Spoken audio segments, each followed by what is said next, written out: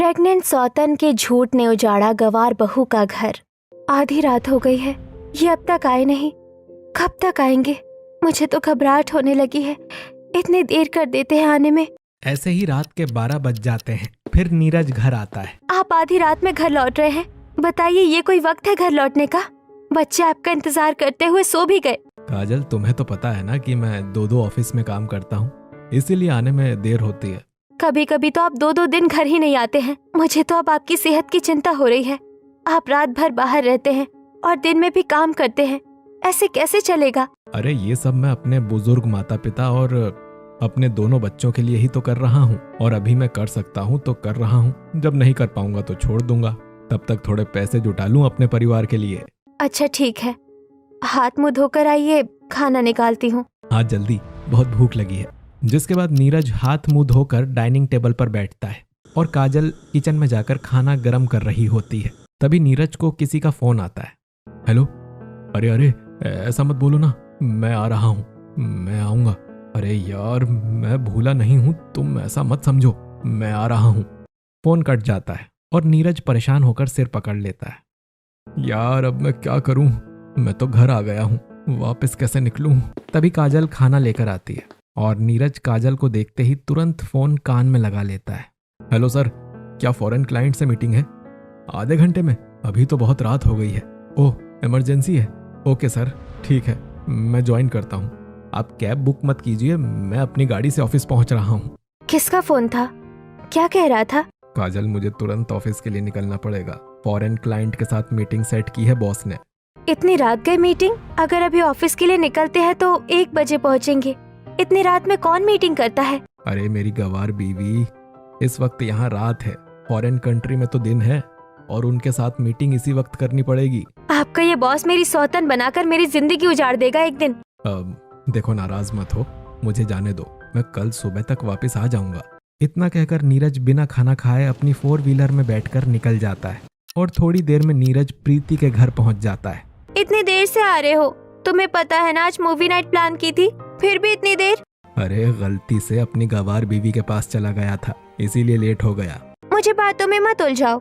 इतना खास दिन है, मैंने सब तैयारी कर रखी है और तुम वहाँ चले गए थे। अच्छा देखो, नाराज मत हो, ये देखो, हमारी पहली मूवी नाइट की एनिवर्सरी पर तुम्हारे लिए नेकलेस लाया हूँ।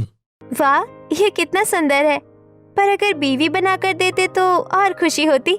डोंट वरी, बहुत जल्द तुम्हें अपनी बीवी भी बना लूंगा। अभी चलो मूवी देखते हैं। नीरज और प्रीति पॉपकॉर्न लेकर सोफे पर बैठते हैं और फिर मूवी देखने लगते हैं। ऐसे ही सुबह हो जाती है और काजल मंदिर में पूजा कर रही होती है। भगवान जी, मेरे पति परमेश्वर को हमेशा खुश और स्वस्थ रखना। वो अपने परिवार के लिए बहुत मेहनत करते हैं। फिर काजल पूजा की थाली रखकर हॉल में आ जाती है। 8 बजने वाले हैं, अभी तक आए नहीं। अब तक तो आ जाने चाहिए थे और फोन भी नहीं उठा रहे हैं। महेश को कॉल करती हूँ। हाँ भाभी, बोलिए। कल रात की मीटिंग कैसी रही? रात को मीटिंग? हाँ भाभी, मीटिंग ठीक रही। ये अभी तक घर नहीं आए, कल रात से। शायद ऑफिस में ही सो गया होगा। इतना कहकर महेश फोन काट देता है। वहीं काजल 10 बजते ही दोबारा नीरज को फोन करती है। ये लो, आ गया तुम्हारी गवार बीवी का फोन, लो बात कर लो। हेलो।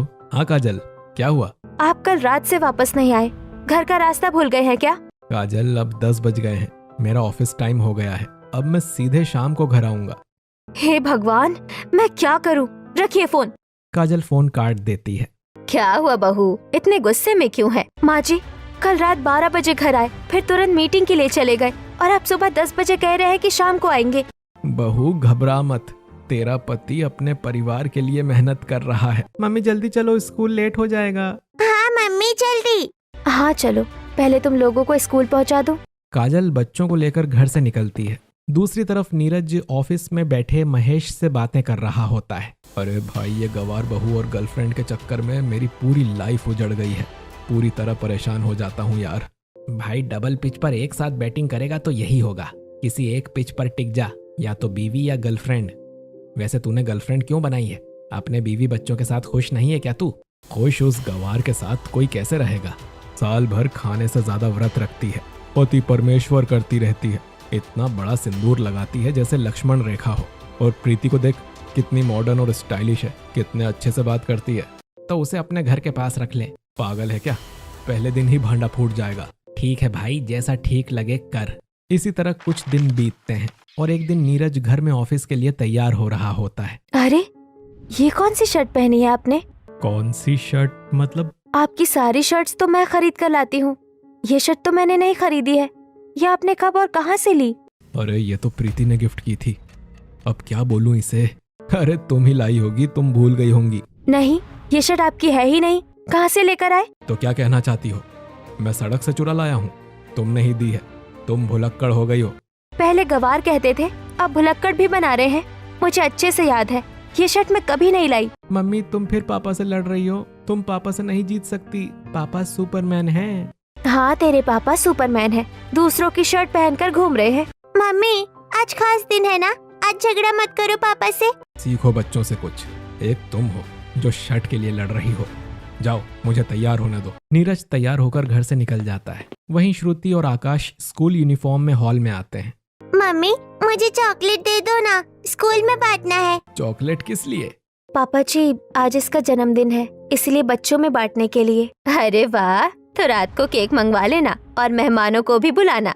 हाँ माँ जी, मायके वाले दोस्त और रिश्तेदारों को कल ही बुला लिया है। अच्छा किया बहू। फिर काजल श्रुति को चॉकलेट देती है और आकाश और श्रुति स्कूल के लिए निकल जाते हैं। वहीं दूसरी तरफ प्रीति और नीरज एयरपोर्ट पर लगेज के साथ खड़े होते हैं। एक ट्रिप पर चलने के लिए तुमने मुझसे कितनी मिन्नतें करवाई, पर फाइनली अब हम लोग जा रहे हैं। तुम्हें तो सब आसान लगता है, मुझे ऑफिस से छुट्टी लेनी पड़ी। 2 दिन बाहर रहूंगा तो घर वालों को भी समझाना पड़ेगा। मेरी कोई परवाह ही नहीं है, बस गर्लफ्रेंड बनाकर छोड़ दिए हो, न घर की न बाहर की। कब करोगे मुझसे शादी? जब देखो शादी शादी, अब मैं अचानक शादी कैसे कर लूं? कौन समझाए इसे, मैं भी बीवी बनना चाहती हूँ। ऐसे ही फ्लाइट आती है, दोनों ट्रिप के लिए निकल जाते हैं और शाम को घर में श्रुति अपने जन्मदिन की पार्टी में नीरज का इंतजार कर रही होती है। मम्मी पापा अभी तक क्यों नहीं आए? बेटी तेरे पापा को याद ही नहीं होगा, रुक मैं फोन करती हूँ। काजल नीरज को फोन करती है। वहीं नीरज पहाड़ों में प्रीति के साथ ड्रोन सेल्फी ले रहा होता है। क्या हुआ, पापा फोन नहीं उठा रहे? बेटी केक काट दे, पता नहीं पापा कब आएंगे। नहीं, जब तक पापा नहीं आएंगे मैं केक नहीं काटूंगी। मुझे लगता है कभी कभी नीरज सही कहता है, तू गवार है, तुझे नीरज को याद दिला देना चाहिए था। माँ जी मुझे नहीं पता था वो श्रुति का जन्मदिन भूल जाएंगे। श्रुति बेटी केक काट दो, पापा काम में फंसे होंगे बेटा। नहीं मैं केक नहीं काटूंगी। ऐसे ही इंतजार करते हुए रात के 11 बज जाते हैं और श्रुति रोते हुए कमरे में चली जाती है। वहीं दूसरी तरफ नीरज प्रीति के साथ पहाड़ों में ट्रिप एंजॉय कर रहा होता है और फिर 2 दिन बाद ट्रिप से वापस लौटता है। 2 दिनों से फोन नहीं उठा रहे थे, कहाँ थे आप? वो बॉस ने मुझे अचानक बिजनेस ट्रिप पर आउट ऑफ स्टेशन भेज दिया था। ये आपके बॉस है या मेरी सौतन? आपको पता है 2 दिन पहले श्रुति का बर्थडे था, उसने केक तक नहीं काटा आपके इंतजार में। क्या तुमने बताया क्यों नहीं? पापा आपको मेरा बर्थडे याद नहीं था? नहीं बेटी, ऐसी बात नहीं है। आप गंदे पापा हो, आप मेरे बर्थडे में भी नहीं आए, मैं आपसे बात नहीं करूंगी। फिर श्रुति रोते हुए कमरे में चली जाती है। ये क्या कर रहा हूँ मैं अपने बच्चों को समय नहीं दे पा रहा हूँ। अब मैं अपने बच्चों को पूरा समय दूंगा। जिसके बाद अगले दिन से नीरज रोज सुबह ऑफिस जाता है और शाम को बच्चों के साथ समय बिताता है। ऐसे ही 1 हफ्ता बीत जाता है। 1 हफ्ता हो गया, नीरज मुझसे न मिलने आया न फोन किया। इतना सोचकर प्रीति नीरज को कॉल करती है। ये क्या, नीरज मेरा फोन काट रहा है? अब वो गवार बहुत ज्यादा इम्पोर्टेंट हो गई। फिर थोड़ी देर बाद नीरज प्रीति को कॉल बैक करता है। प्रीति आज से मेरी शाम सिर्फ मेरे बच्चों के लिए होगी, मैं अपने बच्चों के चेहरे पर उदासी नहीं देख सकता। इतना कहकर नीरज फोन काट देता है। बच्चों से इतना प्यार करता है, अगर मुझे नीरज की बीवी बनना है तो मुझे इसके बच्चों की माँ बनना पड़ेगा। ऐसे ही कुछ दिन बीतते हैं और एक दिन नीरज प्रीति से मिलने आता है। पूरे 15 दिन बाद आ रहे हो मुझसे मिलने, पता है मैंने तुम्हें कितना मिस किया? मैंने भी तुम्हें बहुत मिस किया। तभी प्रीति अचानक उल्टी करने लगती है। अरे ये क्या, तुम्हें अचानक उल्टी कैसे हो गई? तुम 15 दिन से मिलने नहीं आए, फोन भी सही से नहीं उठाया और पूछ रहे हो क्या हुआ है? मैं तुम्हारे बच्चे की माँ बनने वाली हूँ। क्या? कैसे? क्या कह रही हो तुम? ये सब कैसे हो सकता है? कैसे हो सकता है मतलब? जैसे होता है वैसे ही हुआ है। तुम कंफर्म हो ना, कोई गलतफहमी तो नहीं है तुम्हें? मैं तो कंफर्म हूँ। तुम्हें शक है तो चलो डॉक्टर के पास, कंफर्म हो जाओ। पर उसके पहले ये बताओ, अगर मैं माँ बनने वाली होंगी तो तुम क्या करोगे? क्या करूँगा मतलब? अगर तुम मेरे बच्चे की माँ बनने वाली हो तो मैं अपने बच्चे को अपना नाम दूंगा। अब चलो पहले डॉक्टर के पास कंफर्म कर लेते हैं। फिर नीरज प्रीति को लेकर हॉस्पिटल में डॉक्टर के पास जाने के लिए निकल जाता है। वहीं दूसरी तरफ काजल भी कुसुम के कुछ मेडिकल टेस्ट करवाने के लिए वहीं हॉस्पिटल में आ जाती है, जहां अस्पताल में डॉक्टर के पास बैठे नीरज और प्रीति। मुबारक हो, प्रीति जी प्रेग्नेंट हैं। काजल और कुसुम डॉक्टर के कैबिन के पास से ही गुजर रही होती हैं कि तभी काजल की नजर नीरज और प्रीति पर पड़ती है और वो डॉक्टर की बातें भी सुन लेती हैं, जिसके बाद काजल कुसुम के साथ अंदर आ जाती है। क्या कहा डॉक्टर आपने? प्रीति जी नीरज के बच्चे की माँ बनने वाली हैं। देखिए माँ जी, यही चल रही थी रातों की मीटिंग। ये है इनका दूसरा ऑफिस। ये क्या सुन रही हूँ मैं नीरज? ये लड़की कौन है? मम्मी आप लोग यहाँ कैसे? मैं तो बहू के साथ शुगर टेस्ट करवाने आई थी, पर यहाँ तो कुछ और ही जानने को मिल गया। तुम सब घर चलो, वहीं बात होगी। फिर सभी घर आते हैं। माँ जी पूछिए इनसे, कौन है वो लड़की? उसका नाम प्रीति है, वो मेरी गर्लफ्रेंड है और वो मेरे बच्चे की माँ बनने वाली है। देखा माँ जी, पहले सौतन बनाई, अब प्रेग्नेंट सौतन बना रहे हैं। अब मैं कहाँ जाऊँ? शर्म आती है तुझे बेटा कहने में? ऐसी हरकतें करते हुए अपनी बीवी बच्चों का ख्याल भी नहीं आया तुझे? मुझे नहीं पता ये सब कैसे हुआ, पर प्रीति मेरे बच्चे की माँ बनने वाली है और मैंने प्रीति से उसके बच्चे को अपना नाम देने का वादा भी किया है। बेटा क्या कह रहा है तू? होश में है ना? माँ मैं होश में हूँ। प्रीति के पेट में हमारे खानदान का खून है, मैं उसे धोखा नहीं दे सकता। और मुझे धोखा दे सकते हैं? मेरे प्यार में ऐसी क्या कमी रह गई थी? तुम गवार हो और प्रीति मॉडर्न है, स्टाइलिश है और मुझे पसंद है। और अब जब वो मेरे बच्चे की माँ बनने वाली है तो अब से वो मेरे साथ ही रहेगी ताकि मैं उसका ख्याल रख सकूं। हरगिज नहीं, मैं अपनी प्रेग्नेंट सौतन के साथ अपना घर नहीं बांटूंगी। अगर किसी ने प्रीति को इस घर में रहने से रोका या उसका ख्याल रखने से मना किया तो मैं खुद ये घर छोड़कर हमेशा के लिए प्रीति के साथ रहने लगूंगा। बहू कर लेने दे इसे अपनी मनमानी, पर तू ही हमारी असली बहू रहेगी, उसे हम कभी बहू नहीं मानेंगे। इतना कहकर सभी अपने कमरे में चले जाते हैं।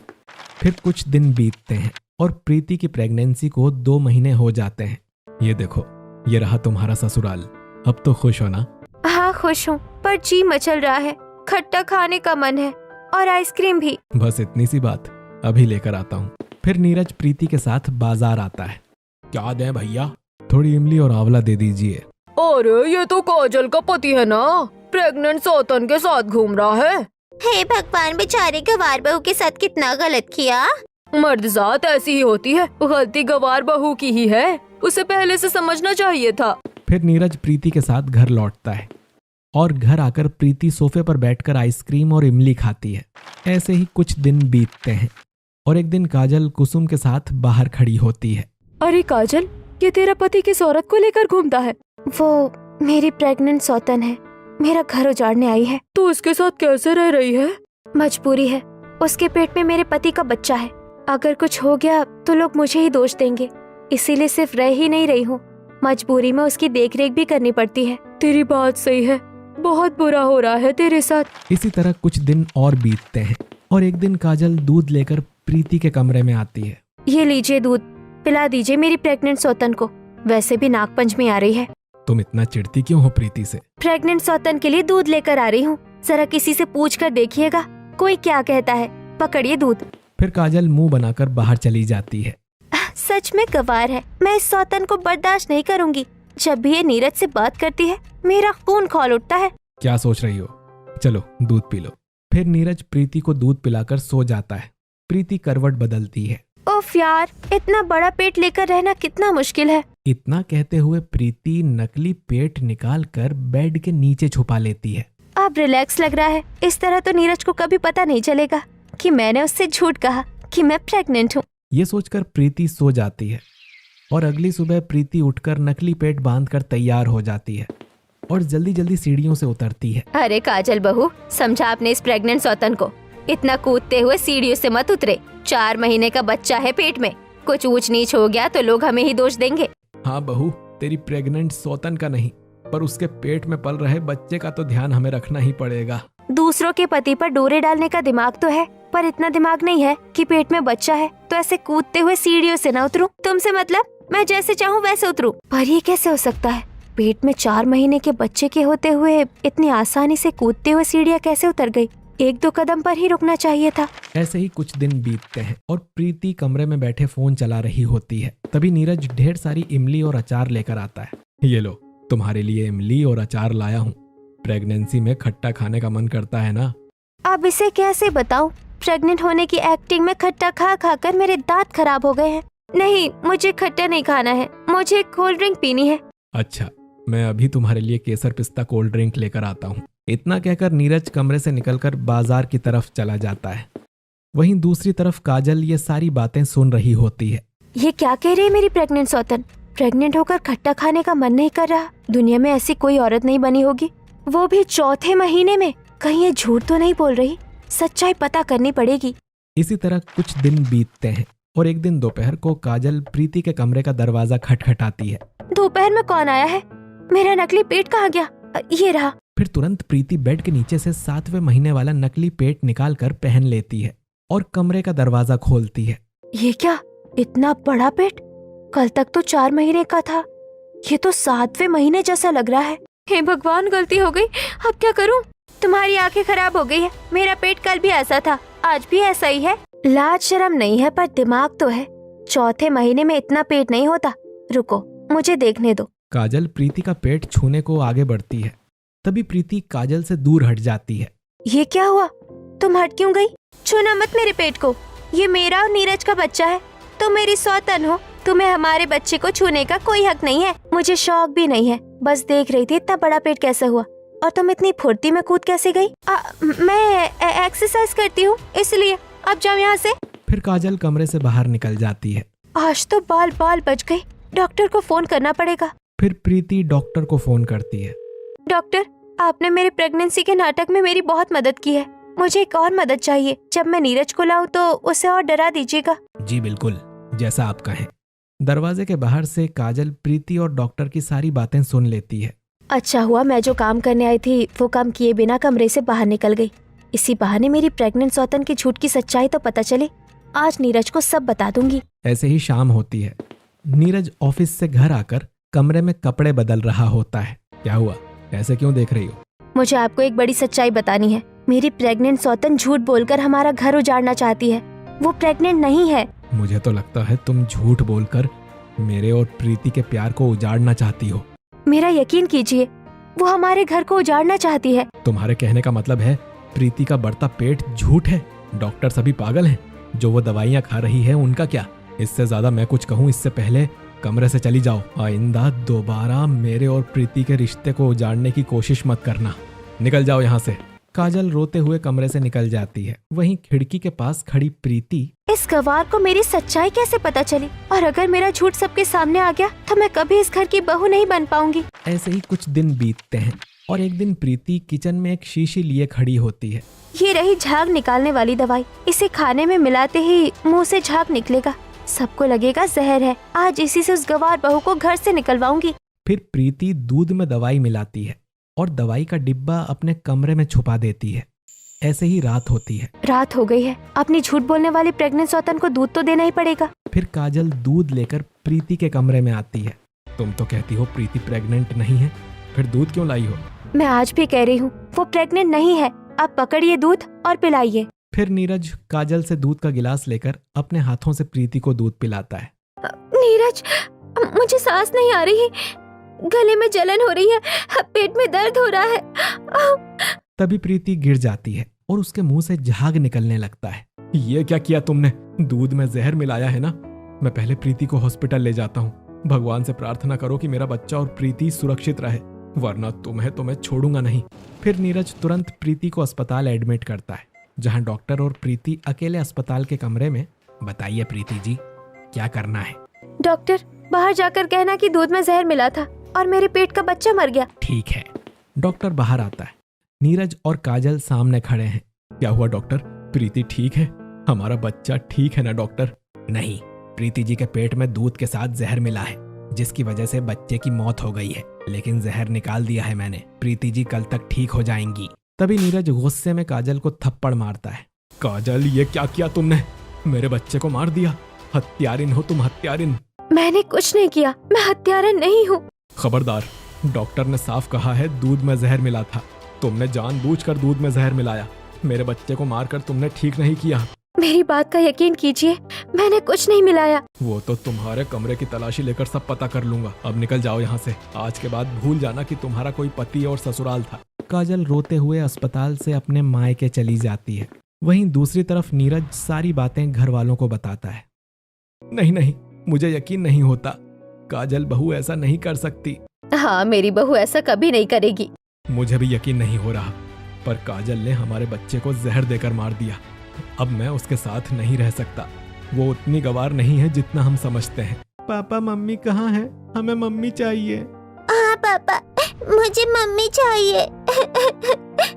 नीरज दोनों बच्चों को गले लगाता है। बच्चों, उस मम्मी को भूल जाओ, वो बहुत बुरी है। ये देखो, तुम्हारी नई मम्मी, प्रीति मम्मी।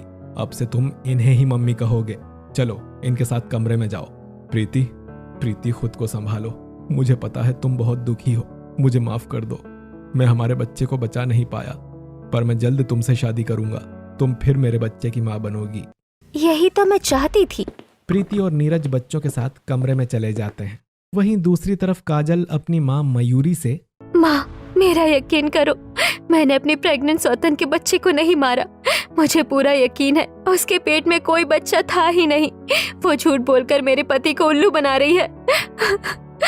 देख बेटी, सच्चाई चाहे जो भी हो, अब तुझे ही सच्चाई सबके सामने लानी पड़ेगी। तेरी सौतन बहुत चालाक है, तुझे उससे ज्यादा चालाक बनना पड़ेगा। माँ, अब चाहे कुछ भी हो जाए, मैं अपने पति को वापस पाकर रहूंगी और अपनी प्रेग्नेंट सौतन का राज सबके सामने लाकर ही रहूंगी। उसके झूठ से अपना घर उजड़ने नहीं दूंगी। ऐसे ही दिन बीतता है और फिर अगली सुबह काजल अपने बच्चों और सास से स्कूल में मिलती है। बहू, क्या तूने सच में अपनी प्रेग्नेंट सौतन के दूध में जहर मिलाकर अपने पति के बच्चे को मार डाला? नहीं माँ जी, वो झूठ बोल रही है। मैंने अपने कानों से उसे डॉक्टर से बात करते सुना था। डॉक्टर भी उसके प्लान में शामिल है। तो बता बहू, क्या करना है? कैसे सच सामने लाना है? माँ जी, अब आपको ही सबूत ढूंढना होगा। उसके कमरे की तलाशी लीजिए और पता कीजिए उसका पेट हर महीने कैसे बढ़ता रहा था। और बच्चों, तुम्हें दादी की मदद करनी है, अपनी माँ की मदद करनी है। मम्मी बोलो, क्या करना है? रात में अपने पापा को उस औरत के साथ सोने मत देना। तुम दोनों उनके बीच में सो जाना। समझ गई मम्मी, हम पापा को उस गंदी आंटी से मिलने नहीं देंगे। फिर रात होती है। प्रीति और नीरज बेड पर लेटे होते हैं। तभी आकाश और श्रुति भी कमरे में आते हैं। बच्चों, तुम यहाँ क्या कर रहे हो? अपने कमरे में जाओ, चलो। नहीं पापा, हमें मम्मी के बिना नींद नहीं आ रही, डर लग रहा है। कितनी बार कहा है उस औरत को मम्मी मत कहा करो। तुम्हारी मम्मी ये है। Mummy mummy. दोनों बच्चे बेड पर चढ़कर बीच में सो जाते हैं। अरे बच्चों, ये क्या कर रहे हो? यहाँ क्यों सो गए? आप हमारी मम्मी हो, हम आपके पास ही सोएंगे। समझाओ इन्हें, ये हमारे बीच में कैसे सो सकते हैं? सोने दो, बच्चे हैं, तुम्हारे पास सोएंगे तभी तो तुम्हें अपनाएंगे। फिर नीरज बच्चों को पकड़कर सो जाता है। सौतन को तो भगा दिया, अब ये बच्चे कबाब में हड्डी बन गए। फिर प्रीति भी सो जाती है और फिर सुबह में, बच्चों, याद है ना उस औरत को बाहर ले जाओ, मैं कमरे की तलाशी लेती हूँ। समझ गया दादी। बच्चे प्रीति के पास आते हैं। मम्मी चलो ना खेलने। जाओ यहाँ से, मुझे नहीं खेलना। पुरानी मम्मी हमारे साथ खेलती थी। अगर इनका मन जीतना है तो खेलना पड़ेगा। अच्छा चलो।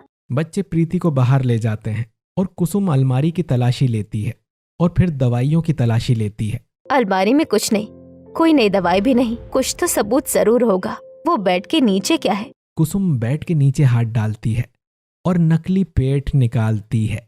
ये क्या? अलग अलग महीने के नकली पेट?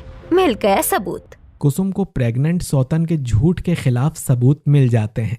वहीं दूसरी तरफ प्रीति खिड़की से यह सब देख लेती है। अब तो मेरी सास को मेरे झूठ के बारे में पता चल गया। मेरी सास मेरा घर उजाड़े उससे पहले मुझे कुछ करना होगा। हाँ, वही पुराने खेल खेलना पड़ेगा। ऐसे ही दोपहर होती है और कुसुम नीरज का इंतजार कर रही होती है। नकली जहर की दवाई कहाँ गई? हाँ, यही वाली होगी। फिर प्रीति दवाई पीकर नीरज को फोन करती है। नीरज, जल्दी आओ, मेरे खाने में किसी ने जहर मिला दिया। नीरज तुरंत घर आता है जहाँ प्रीति जमीन पर गिरी होती है। उसके मुंह से झाग निकल रहा होता है। ये क्या हो गया? तुम्हारी माँ मुझे मारना चाहती है। नीरज प्रीति को अस्पताल ले जाता है और थोड़ी देर में डॉक्टर बाहर आते हैं। जहर निकाल दिया है, पर बार बार जहर कौन दे रहा है? माँ सच बताओ, इस बार घर में सिर्फ तुम थी। मैंने कुछ नहीं किया बेटा। मुझे सब पता है माँ। तुम लोग चाहते हो मैं तुम्हारी बहू के साथ अपनी जिंदगी बिताऊं, पर नहीं, मैं प्रीति और बच्चों को लेकर दूर चला जाऊंगा। तभी नर्स भागते हुए आती है। डॉक्टर जल्दी आइए, पेशेंट के मुंह से फिर से झाग निकल रहा है। लगता है सच में जहर खा लिया, जल्दी पाइप लगाओ। फिर डॉक्टर प्रीति के शरीर से जहर निकाल कर बाहर आता है। माँ, कितना खतरनाक जहर दिया। तभी काजल आती है। आप बहुत बड़ी गलतफहमी में है। तुम यहाँ क्या कर रही हो? पहले ये पूछिए जहर दोबारा कैसे आया? ये डॉक्टर भी मिला हुआ है, ये देखिए नकली पेट। नीरज गुस्से में डॉक्टर का कॉलर पकड़ता है। डॉक्टर सच्चाई बता वरना पुलिस को बुलाता हूँ। अरे नहीं, पुलिस को मत बुलाइए। प्रीति ने मुझे पैसे देकर मुझसे झूठ बुलवाया था और उसे तो मैंने नकली जहर की जगह खाने के लिए दवाई दी थी, जिससे उसके मुंह से झाग निकलने लगा। लेकिन पता नहीं कैसे उसने असली जहर खा लिया। अब आपको समझ आया प्रेग्नेंट सौतन की झूठ ने किस तरह हमारा बसा बसाया घर उजाड़ दिया था। आपके मन में मेरे लिए गलतफहमियां पैदा की और तो और आपकी माँ को भी नहीं छोड़ा इसने। मुझे माफ कर दो काजल, मैंने तुम पर शक किया, तुम्हें घर से बाहर निकाल दिया। माँ आप भी मुझे माफ कर दो।